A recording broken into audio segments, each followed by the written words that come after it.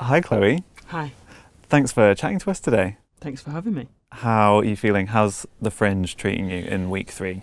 I'm at that point where I'm still having a lovely time, but I'm so tired. And my show now feels just like a sort of collection of words that I don't really know the meaning of. So when people laugh, I'm like, are you sure? Really? Are they laughing in the same spots that they laughed in week 1? Yeah. Okay. Yeah, they but are. You've just lost all sense. I've lost all sense, so it's more like a muscle memory thing now of like, I pause and then I'm like, oh, this should be where the laugh comes. Yeah. And then if it doesn't, I... How is that kind of out of body, out of joke experience? I don't know, is it... It's kind of strange. It's not comfortable per se, because then there's the moment where you come back into your body and you're like, what did I just say in the last 2 minutes? And for the most part, you can trust that the muscle memory made you say the right thing. But then there is a part of you which is like, did I just like go up to someone and like twist their nipples or something? Wow. So it is a real out of body. You're kind of in a trance. I'm in a trance, but I don't think I would have done that because I've not done it yet. No. And it would be out of character. No, yeah. On stage at least. Yeah. Yeah, I was doing it to you beforehand. I wouldn't stop. Yeah, that's actually how you shook my hand. Yeah. I'm known for it. How many Fringes have you done? So this is my 4th hour, but I've done several before that. So I did the Pleasance Reserve, which is like a sort of thing that the Pleasance do where they select 4 comedians to come and do 15 minutes each and they put you up, and it's just like a really cool experience to kind of try and announce comedians to the Fringe and kind of intro you to it. Nice. And then before that I'd done some mixed bills with friends, again just to get more Fringe experience. But the first time I ever did it was when I was like 19 at uni, and we bought a play up, and we didn't know the play was bad until we got here. And then I remember sort of waking up during the play being like, oh no, this is bad, because it was this, I can't remember who wrote it, but it was basically like a look at women's mental health through the ages. But I'm not sure the writer had ever like even Googled women's mental health, because it was just the most like awful stereotypical depictions of like, oh no, like bipolar or schizophrenia and stuff like that. And we didn't Google it either, so we were like, wow, we're doing something really serious. And every day I would come onto stage and my character had to cry, so I would stare at the lights for like 5 minutes beforehand, and then I'd come on my eyes streaming, and people thought I was doing like an incredibly emotional, raw performance, but I'd just been staring at a light and giving myself sort of probably irreparable damage to the retinas. Is that a kind of era thing? When was this? Oh, that would have been like 2013, 2014. Yeah, that's when it was like mental health, maybe not like researched that well, but no, it was like not put researched. It on stage. Well, what we did is, there was one woman who was from like, I don't know, maybe the 1800s or something, and she had to be in a straitjacket, so we had a straitjacket, which is classic. Yeah. And what we worked out that our best flyering technique was going onto the Royal Mile, putting the prettiest girl oh dear. into the straitjacket, and then she could cry on demand, not like me. I had to stare at a light for 10 minutes, but she could just cry on demand, and then weird old men would come around and take her flight. Right, yeah. No, effective. Yeah, effective. Yeah, we got bums on seats. Maybe not the bums we wanted, but at least they showed up. They showed up. Yeah. Your sellout run. Yeah, sellout run just because we put a pretty girl in a straitjacket. Oh, that's quite a good marketing thing. It Maybe is. I could do that for my next show. Yeah, remember that. Yeah. If you ever want to bring a show to the Fringe, that's how to do it. Pop yourself in a straitjacket and cry. And so, since then, yeah, you found comedy. Was that like after uni? Talk us through like when you found you were funny. Yeah, so I think like when I was doing acting at uni, most of the roles that I was doing were comic roles, and if they weren't comic roles, then I would be playing them for laughs. Right. So like we could be doing Hamlet and I'd be trying to find the laugh, right? And when I left uni, I knew I wanted to perform still, but I didn't know if I either had the talent or desire to go to drama school. And I was watching sort of all the people around me like audition over and over and over again, and I was like, I I'm cut out for that. That's discouraging. Watching people around you like going through the trenches. Yeah, Totally. So I thought I'd take the easy option of becoming a stand-up comedian. Sure, yeah. But they did seem like, you know, people would kind of said it to me for ages, like, you should try stand-up. And then, because I was in like a lot of like sketches at uni and stuff. So what would happen is, in this kind of comedy club that we'd have, the way it would work is that the men would write the sketches and the girls would get to be in them. But we would always do these showcases and the women would always be like far funnier than the blokes in them. There you go. But, so yeah, then when I left uni, I wanted to do performing, and stand-up seemed like a good thing because acting seemed totally out of your hands and like you were sort of at the beck and call and whim and will of everyone else. Whereas stand-up, I could just go to an open mic and try it. So I did my first open mic maybe like a month after I did my last exam. And I went to, there was a pub like 2 minutes from where I lived called the Rose and Crown, and they had an open mic every Thursday, and it was run by a guy called Andy Onions, and he was a lovely guy, and he used to wear trainers. He used to buy 2 pairs of trainers in different colours and then wear the opposite trainers. That's cute. I used to do that when I was like 8. Yeah, he had the vibe of like an 8-year-old.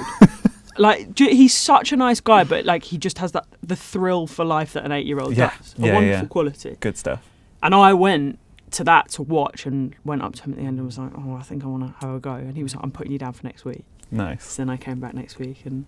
Incredible. And that's straight out the bat of uni. So you really like, you know, you knew where you wanted to go. And developing that kind of like early stand-up, how was that for you? Did you kind of have like a Rolodex already, or were you writing a lot? How did that go? Kind of neither. Like, I found the writing stuff really difficult at the beginning. So I did the Soho Theatre Young Company course where I met loads of incredible comedians. So it was me, Olga Koch, Sam Lake and Hugh Davies were all on one together, and we became mates and we started like running a gig together. And over the course of that course, it was like a sharing at the end. I had to cobble my 5 minutes together. And it wasn't good. Like, it was really quite terrible. And yeah, like I say, I really struggled with the writing. And I particularly struggled with the writing because I was doing like a full-time job as well. And I just found it really difficult to kind of find the brain space. But I think my biggest... recommendation to any comedian, a person that wants to start comedy, is it kind of doesn't matter what you're saying, as long as you're on stage. That's the most important thing. Just like trying it out and seeing what works. Yeah, and like just getting as comfortable as possible on stage as possible, and then, hopefully after that, if you keep writing a little and often, then eventually that skill will come and you'll start working out what's funny about you and your persona. So it kind of doesn't matter that first 5 minutes. Just get up and get through the initial abject terror until you can start feeling a bit more peaceful when you're on stage, because that's when you're going to be at your funniest, right? And was there a moment where you were like, oh, this actually feels more comfortable now? Like, where you kind of woke up on stage and didn't feel the terror? Yeah, I don't think there was like a moment. I think what I always found is I would have like periods maybe where I'd come to the Fringe and you're on stage like maybe triple, quadruple, or even whatever the next one is. Can't tell you Quintuple? that. Yeah. Oh, very good. Maybe, I don't know. Yeah. Way with words. Yeah. You're probably like on stage more than you've ever been in your life. And I think that's great because if you have 4 gigs in a day, you can't get nervous 4 times. Yes. Yeah. So that's when you first will have like, you'll get to the 3rd gig and you'll walk on stage and you'll be like, I'm not nervous. And then you'll have this like new experience. And then I think, if I would take a couple of weeks off after every Fringe, I'd always come back to stand up better because you've just like put yourself through this kind of training. Yes, there's boot camp. Yeah. Boot camp, yeah. That's why I keep hearing the word boot camp, and I'm really hearing that of like, just do it back to back to back. Yeah. And it comes out completely different at the end. Yeah, totally. And I also think like it's the best audiences ever here because they know what they're coming for and they know how to be a good audience. And also like they've probably seen quite a few shows already in the day before they see you. Mm. So they're a bit more equipped to know how to be an audience member. They've been warmed up by another comedian. True. Okay, that's good that you feel that, because I always think that could be scarier. Yeah. Like they've already seen so many, they've got like show fatigue or something. If it's like the 8th show of the day, I'll be like, don't come, get out. Yeah, just go to bed. Yeah, go for a pint, you weird freak. Calm down. Yeah, that's too much stand-up. There are 3 weeks of it, you know.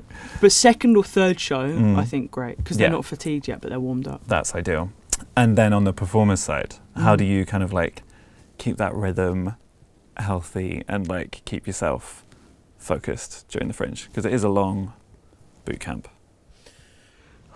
Yeah, I mean, like, I think it's just remembering that it's a month, so there's ebbs and flows in any month that you live, and sometimes you're going to be tired, sometimes you're going to be feeling more engaged and active.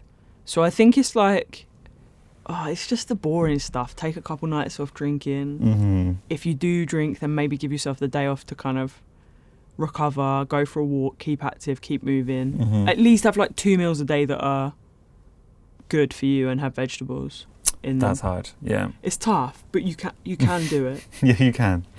Have days where you're away from the Fringe, read a book, watch some telly, go to the cinema. Very good. Yeah. Yeah, healthy lifestyle. Do you do these as well yourself? Yeah, I actually do. Oh, wow. It's taken me 12 years of coming to the Fringe to do it, Yeah. but I do it now because it feels nice. And, you know, I'm 31 now. Okay. I feel more peaceful. Good. And I have to look after my body more, otherwise I feel miserable. Did you say 12 Fringes you've done? I've probably been to 12 Fringes. Well, no, the first one I actually ever went to was when I was 15, with this little Amdram thing that I used to do when I was younger. Mm-hmm. And it was, it was kind of crazy, just being in like a 3-bed with about 20 other teenagers. Wow. It's incredible. That was really cool. Talk us through that kind of like atmosphere in that. I remember there was like 3 of us in a room. Like, I think there was a bunk bed and then like a single bed, and it was just so fun. Because that was like one of the first times where it was no one that I'd been to school with. So it was like my first kind of socialisation with people that I didn't go to school with that were my age and that were boys. And because I went to an all-girls school. Right. And I remember like being like, oh, okay, my social credence here is like I don't want to go out with the boys and I can't go out with the girls because we're 15 and we don't know that we're gay yet. Yeah. But what I can be is funny to everyone. Mm-hmm. So I remember like that was really fun, like having this new almost friendship group to try and entertain. That's so interesting. Yeah. Was that the kind of first moment you were like, like maybe comedy will get me When I was like, somewhere? it was probably when I was like 7 or 8 or something. Okay. Because I always remember I was funny at school, but I was always the least funny at home because my mum and dad and my brother are really funny. Okay. And I always remember being like, I can't make them laugh at home, but I'm really good at doing it at school. So it's almost like they've trained me to go and do it elsewhere. That's so good. They were a tough crowd. Yeah. They were like training you up. And I truly think that's why I'm a stand-up now, is to basically go out and prove to my family, like, I'm funny too. And do they like your jokes, or are they still like, meh? Oh, they're my biggest champions, yeah. Oh, for real. amazing. Like, Mum, they always come to a gig I do in Canterbury. So I always do a tour show in Canterbury. Mm-hmm. And I'll always like sell it out really early and then add another couple because it's all people in the area that I grew up. So it's like my geography teacher, That's so my sweet. cousins, you know, someone that I met when I was 12 at football. Mm-hmm. And it is sweet, but it's also like people have that nightmare where everyone that they've ever met is sat in an audience watching them try to be funny. Yeah. And I'm living that. Yeah. I'm surprised you even do shows there. I could It's not. because it sells out so easily. So I'm like, take the money. It's the worst gig of my life. Okay, now it makes sense. Yeah. Because it's everyone, you know, like in X Factor when someone's doing an audition and they're rubbish, and then everyone's going like, why didn't someone tell them? I think everyone's coming to watch me to check whether that's happening or not. Like, why hasn't someone told Chloe? Not funny. Well, the sellouts would disagree, I think.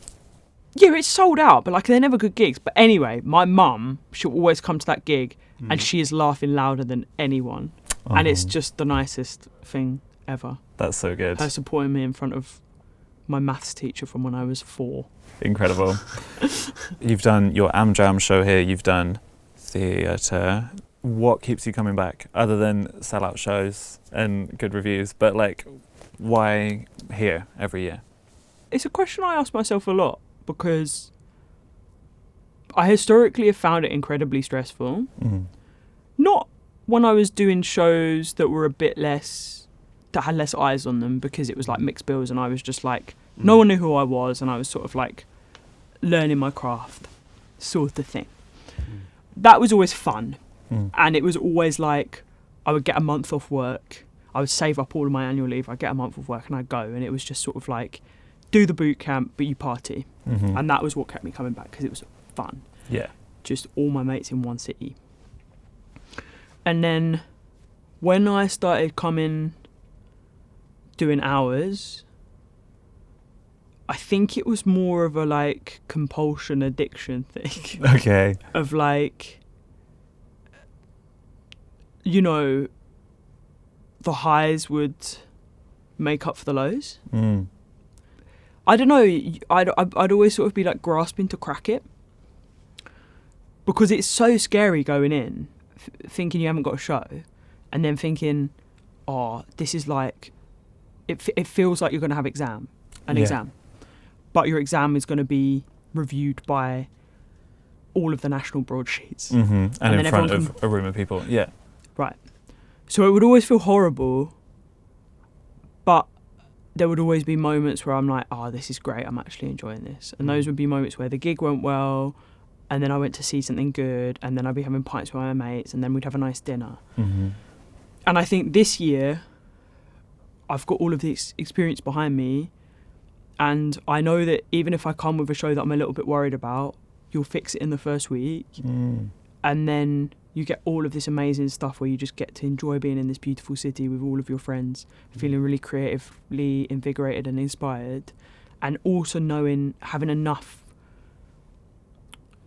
knowledge now to know that if I have what I perceive to be a 7 out of 10 show, A, maybe it wasn't, maybe I was just being unkind to myself, and B, even if it was, that 7 out of 10 show is not going to make or break your career. It's just another gig. And if you get a 3-star review, it doesn't matter.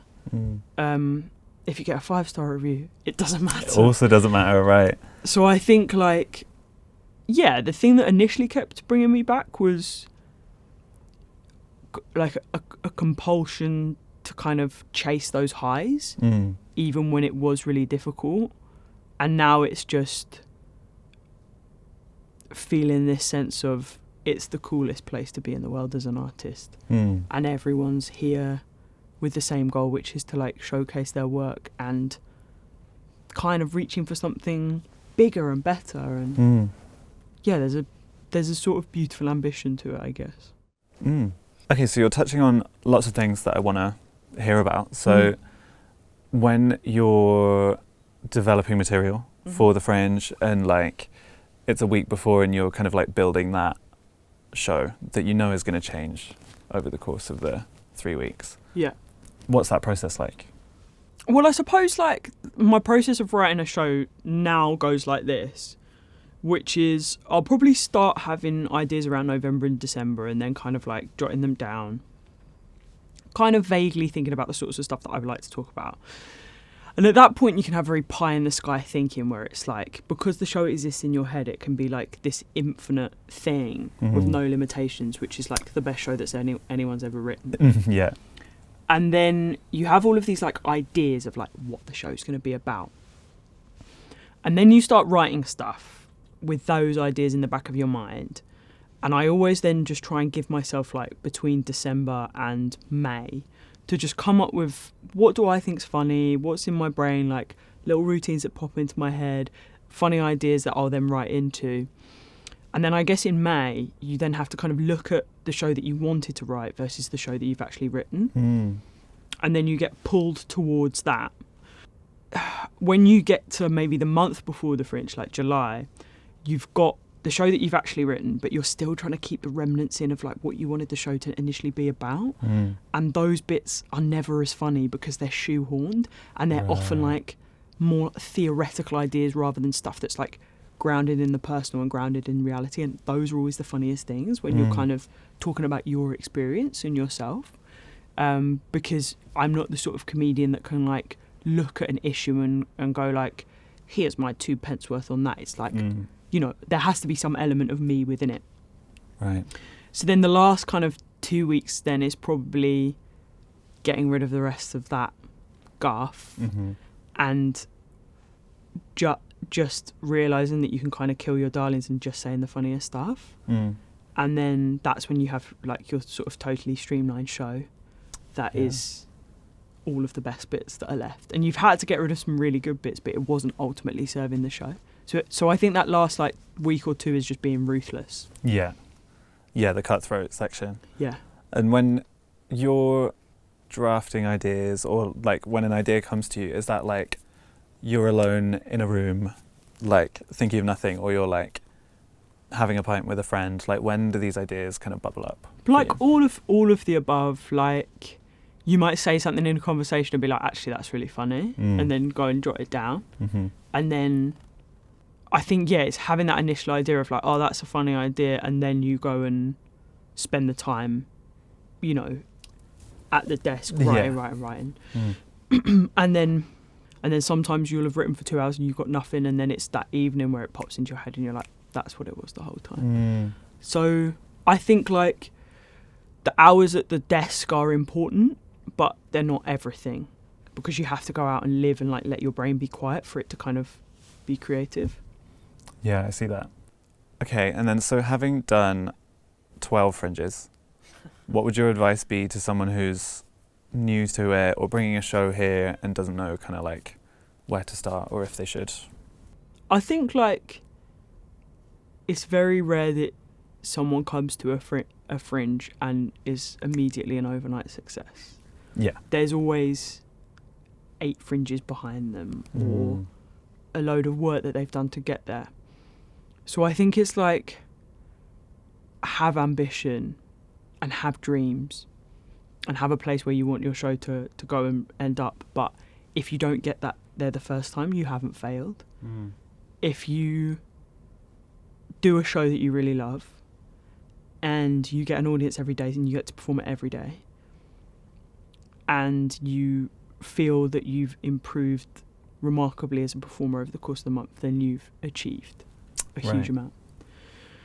And I also think just see as much stuff as you can, because that will teach you a bunch. Like I was thinking about the first time I came, I just had probably about like 50 ticket stubs, because it was when you used to print them out. Yep. 50 ticket stubs of just stuff that I saw, and that must have taught me as much as doing taught me as well. Just have a good time. Yeah, take it. It's a month, and then worst comes to worst, you feel miserable for 2 weeks after. Well, those 2 weeks will pass, and then you'll feel nice again. How do you deal with the blues afterwards? That's maybe... I feel like last year I went immediately back into work, which was mental, whereas this year I've booked a holiday and I'm going directly from Edinburgh, so I'm getting the flight from Edinburgh. Good stuff. Yeah, so I think smart. it's just like put off the crash by going somewhere that you wouldn't usually go. But go on resting. holiday. Yeah, rest. Yeah, holiday and rest. And then, good but advice. also like there have been, like I say, multiple years where I've used up all my annual leave, so I've had to go immediately back to work. It's just like, cry at your desk. It's fine. Do what to your desk? Cry at your desk. Yeah, cry at your desk. What do you think I said? I don't know, create it. I was like, create your desk. No, cry at your desk, yeah. Like, you will be okay. Yeah. Yeah. Just have some early nights. Exactly. Yeah, you'll just be in recovery mode for a bit. Exactly, yeah. So, all right. Favourite meal you've had while you're here? I love going to Chow Roma on Southbridge. We don't know if it's good, we don't know if it's bad, but we do it every year. Good. Okay, nice. Big bowl of pasta. Good on stuff. the biggest plate you've ever seen in your life. Incredible. Weirdest thing you've ever seen at the Fringe? My friend crying in a straitjacket on the Royal Mile. Oh my God, yeah. Weirdest thing, like show? Yeah, show, flyering technique, friend crying in a straitjacket. all valid.